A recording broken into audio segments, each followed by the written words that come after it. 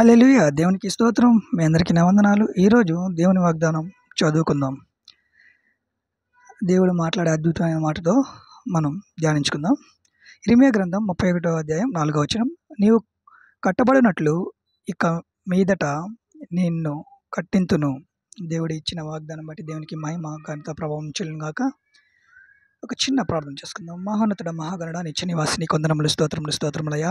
అయ్యా నేనైతే ఈ వాగ్దానం ఎవరికైతే నేనైతే అంట కట్టబడుతుందో నేనైతే ఎవరికైతే నేనైతే వారికి ఆదరణ ఇస్తుందో ఎవరినైతే నేనైతే బలపరుస్తుందో నాకైతే తెలియదు కానీ ప్రభు నేనైతే వారిని ఒకసారి జ్ఞాపకం చేసుకోండి, దీవించండి, ఆశీర్వదించండి. అయ్యా నేనైతే బలపరచండి, వారికి మనోధైర్యాన్ని దయచేయండి.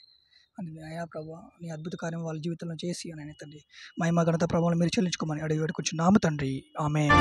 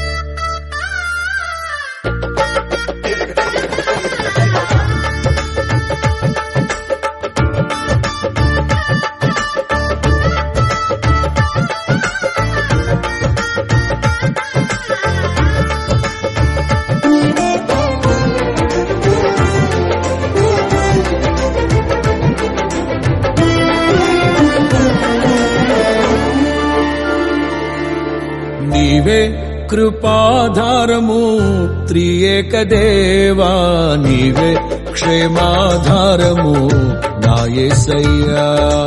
నీవే కృపాధారము త్రియేక దేవా, నీవే క్షేమాధారము నా యేసయ్యా.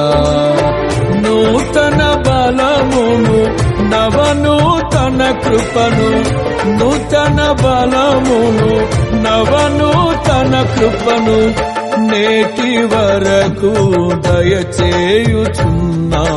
నిన్నే ఆరాధింతును పరిశుద్ధుడా. ఈ స్తోత్ర గీతం నీకేనయ్యా. నీవే కృపాధారము త్రియేక దేవా, నీవే క్షేమాధారము నా యేసయ్యా.